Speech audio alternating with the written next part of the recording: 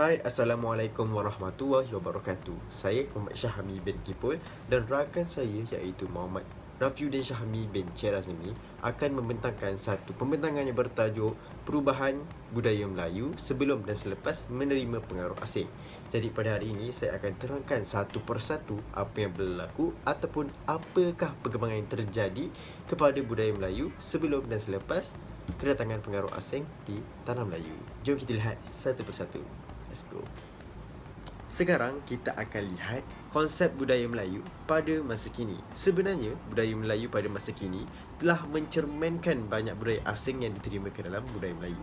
Terdapat banyak contoh budaya-budaya Hindu, Islam, Barat dan Cina yang telah diserap ke dalam budaya Melayu. Jadi dapat disimpulkan bahawa budaya Melayu pada masa ini ialah hasil akomodasi dan asimilasi budaya asing ke dalam budaya Melayu. Sebab banyak contoh budaya-budaya asing yang wujud dalam budaya Melayu. Jadi kita akan lihat pada slide yang seterusnya. Jom.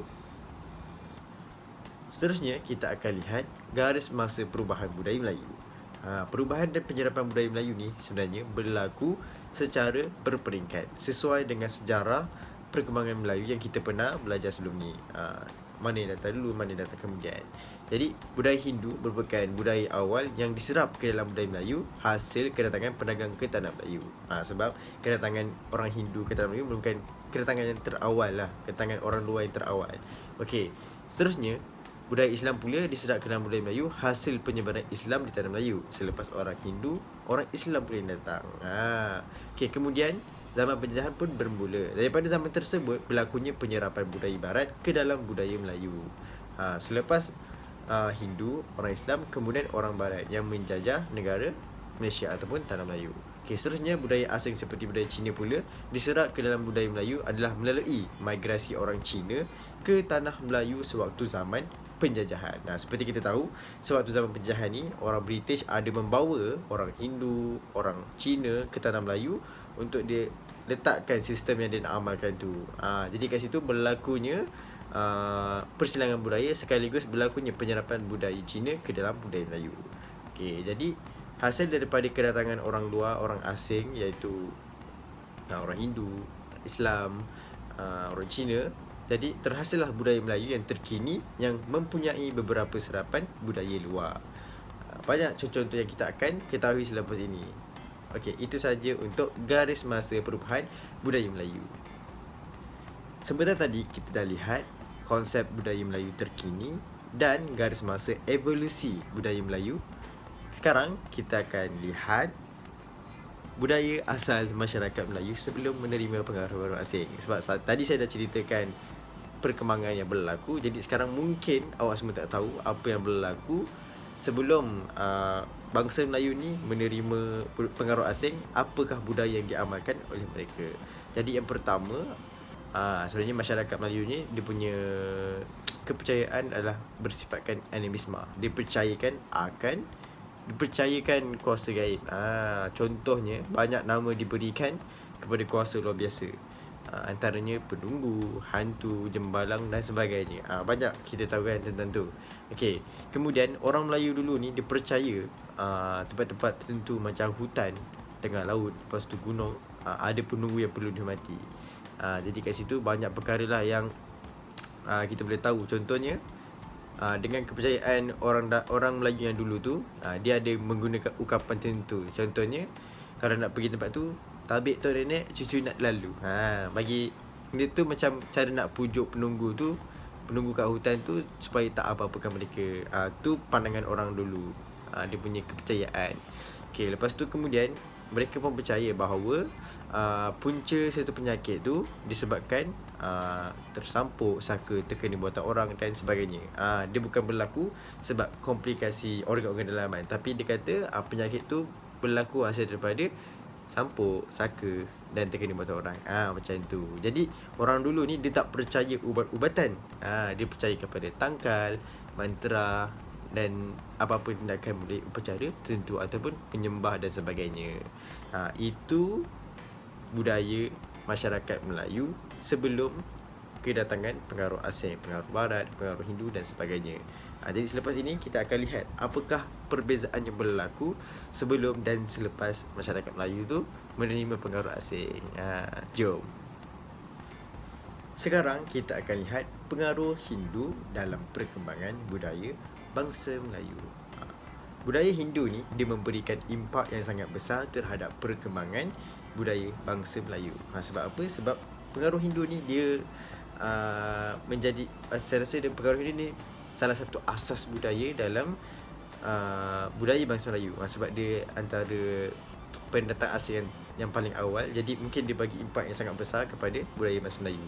Banyak perkara-perkara asas yang wujud, perkara-perkara asas budaya Melayu yang hasil daripada penyerapan budaya Hindu. Okey, jadi salah satu contohnya adalah budaya perkahwinan ataupun adat perkahwinan bangsa Melayu. Sebenarnya adat Melayu yang kita lihat di majlis-majlis perkahwinan adalah hasil penyerapan daripada budaya Hindu. Contohnya bersanding, menepuk tawa. Tu semua daripada pengaruh budaya Hindu. Jadi seterusnya bukan setakat daripada perkahwinan je.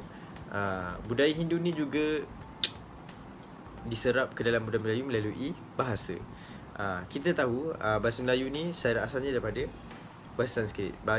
Banyak perkataan dalam bahasa Melayu adalah terhasil daripada penyerapan ataupun peminjaman daripada bahasa Sanskrit. Dari situ kita lihat wujudnya pengaruh Hindu dalam bahasa Melayu yang merupakan budaya bangsa Melayu. Okey, seterusnya bukan setakat bahasa dan perkahwinan. Pengaruh Hindu ini juga terdapat dalam kesenian Melayu. Contohnya motif-motif seperti haiwan, itu gajah, ular dan sebagainya, terdapat dalam seni ukiran yang menghiasi rumah dan barang-barang perhiasan. Muzik tradisional juga masyarakat Hindu pun ada dalam masyarakat Melayu, khususnya di istana. Istana sebelum kedatangan Islam di tanah Melayu, dia amalkan muzik tradisional yang berasaskan Hindu. Okey, itu saja untuk pengaruh Hindu dalam perkembangan budaya bangsa Melayu. Dan seterusnya kita pergi pula kepada transformasi kebudayaan Melayu sebelum dan selepas kedatangan pengaruh Islam. Okey, seperti yang kita tahu, Islam mempunyai kaitan yang amat rapat dengan perkembangan tamadun masyarakat Melayu di tanah Melayu. Okey, sebelum kedatangan Islam, masyarakat Melayu telah pun mengamalkan fahaman animisme yang dibawa oleh pengaruh Hindu. Okey, keadaan ini telah berubah setelah kedatangan Islam yang membawa konsep tauhid kepada Allah SWT dengan menafikan kewujudan Tuhan yang banyak. Okey, bermula dengan konsep tersebut, maka ibadah yang luas dan juga yang dapat menarik minat masyarakat tempatan telah membawa kepada perubahan dalam kehidupan harian melalui perubahan adat istiadat yang tertentu yang didapati bercanggah dengan akidah Islam telah pun ditinggalkan secara beransur-ansur. Okey, kemudian pengaruh Islam juga telah berkembang melalui kedatangan pedagang ataupun mubalik daripada tanah Arab ke tanah Melayu. Okey, melalui kedatangan pedagang-pedagang Arab yang telah datang singgah di beberapa pelabuhan di alam Melayu untuk mendapatkan bekalan makanan dan minuman sebelum meneruskan perjalanan ke negara China. Okey, mereka berpeluang untuk mengenal adat resam penduduk tempatan. Okey, justru sebilangan daripada mereka telah pun berkahwin dengan penduduk tempatan dan mengislamkan isteri serta keluarga pihak isteri. Okey, bukan itu sahaja, malah raja serta golongan bangsawan yang mempunyai pengaruh yang kuat juga terhadap penduduk tempatan juga memeluk agama Islam. Okey, hal ini menyebabkan penduduk tempatan juga memeluk agama Islam secara. Okey, baiklah, seterusnya segala amalan ataupun unsur yang didapati bercanggah dengan ajaran agama Islam telah digugurkan secara beransur-ansur dalam kehidupan masyarakat Melayu. Okey, unsur budaya Islam juga dapat dilihat melalui kewujudan dalam bahasa Melayu. Contohnya dapat dibuktikan melalui penggunaan tulisan Jawi untuk menulis pada zaman tersebut. Okey, selain itu kita juga dapat melihat pengaruh seni budaya Islam melalui seni bina rumah dan juga masjid. Contohnya penggunaan bentuk-bentuk ataupun geometri sebagai asas corak binaan. bagi rumah ataupun masjid bagi umat Islam. Baiklah, seterusnya unsur pengaruh barat juga sedikit sebanyak telah memberi kesan kepada perubahan kebudayaan masyarakat Melayu. Okey, kita tahu bahawa kedatangan barat wujud selepas kedatangan Islam kerana disebabkan oleh penjajahan oleh pihak barat. Okey, pengaruh barat dalam kebudayaan Melayu sememangnya sangat jelas. Terutamanya kita dapat lihat melalui aspek ekonomi, sosial, kesenian, politik dan lain-lain. Okey, melalui aspek ekonomi, pengaruh barat telah memberi kesan untuk mengamalkan sistem ekonomi secara kapitalis yang menjadikan faedah ataupun riba sebagai asas. Okey, contohnya dalam kaedah berhutang ataupun berhutang dikenakan faedah sebanyak beberapa peratus dari jumlah yang dipinjam. Okey, hal ini sebenarnya menindas penghutang dengan faedah yang dikenakan. Okey, seterusnya sistem barat juga telah memperkenalkan sistem ekonomi sosialis iaitu produk dan pendapatan akan menjadi hak milik kerajaan. Okey, hal ini dapat dilihat bahawa undang-undang buruh ditubuhkan untuk melindungi hak pengusaha agar kelihatan lebih saksama. Okey, seterusnya sistem ekonomi campuran juga telah pun diperkenalkan. Okey, seterusnya ekonomi masyarakat Melayu juga dibahagikan mengikut bangsa semasa pemerintahan barat yang mengamalkan dasar pecah perintah pada zaman penjajahan British. Okey, hal ini telah menyebabkan berlakunya jurang perbezaan ekonomi antara kaum Melayu, Cina dan India di tanah Melayu pada zaman tersebut. Okey, walau bagaimanapun pengaruh barat ni sedikit sebanyak telah memberikan kesan yang positif dan juga kesan yang negatif terhadap perkembangan kebudayaan di tanah Melayu. Contohnya dari segi aspek kesan yang positif, kita dapat lihat melalui perubahan teknologi ataupun penggunaan teknologi moden yang berkembang pesat. Okey, seterusnya dari segi perubatan, kita dapat lihat pelbagai jenis fasiliti ataupun kaedah perubatan yang diambil daripada pengaruh barat. Okey, seterusnya dari segi aspek sistem politik pula, kita dapat lihat bahawa barat telah pun memperkenalkan sistem demokrasi. Okey, sistem ini telah berjaya menghapuskan sistem feudal pada zaman Melayu yang mengamalkan pemerintahan beraja pada zaman dahulu. Okey, justru demokrasi yang mengutamakan suara rakyat dan juga rakyat yang berkuasa penuh dalam penentuan pemimpin mereka dikenali sebagai sistem demokrasi berparlimen. Baiklah, kesan positif pengaruh barat dalam perubahan kebudayaan masyarakat Melayu juga kita dapat lihat melalui penambahan kosakata yang diambil daripada bahasa Inggeris dan kemudian diserap ke dalam bahasa Melayu. Contohnya, kita dapat lihat perkataan proses, asimilasi dan sebagainya adalah merupakan bahasa Inggeris yang diserap ke dalam bahasa Melayu.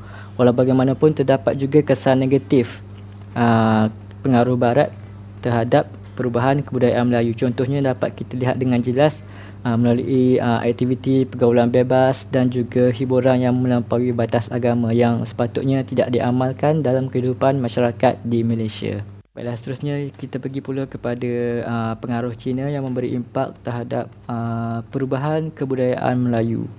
Okey, yang pertama sekali kita dapat lihat melalui kesan pengaruh Cina yang telah mempengaruhi perkembangan bahasa Melayu di mana banyak kosakata yang telah diserap ke dalam bahasa Melayu.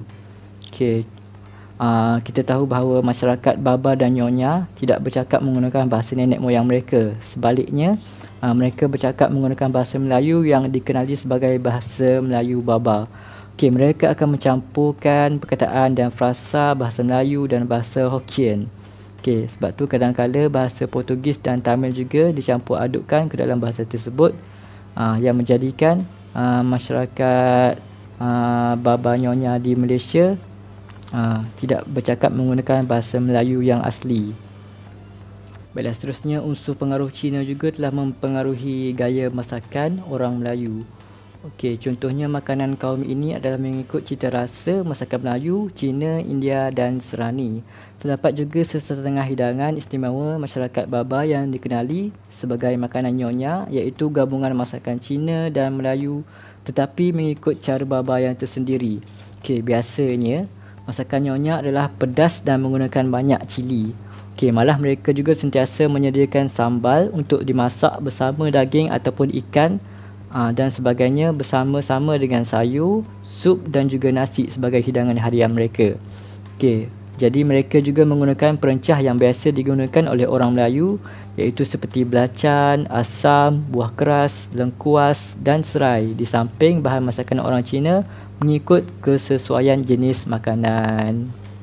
Okey, dan akhir sekali kita dapat lihat pengaruh Cina, iaitu cara sambutan perayaan budaya Melayu juga telah pun dipengaruhi oleh cara sambutan perayaan masyarakat Cina. Okey, kita dapat lihat pada hari pertama tahun baru Cina, mereka akan memakai pakaian yang baru.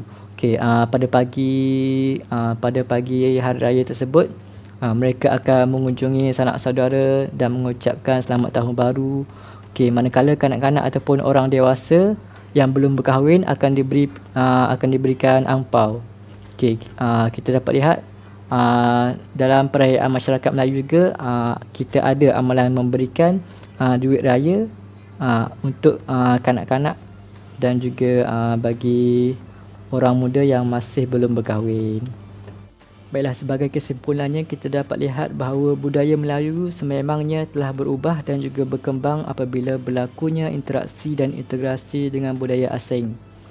Okey, terdapat budaya asing yang memberikan kesan yang signifikan terhadap kebudayaan Melayu sama ada dari segi impak yang positif ataupun kesan yang negatif.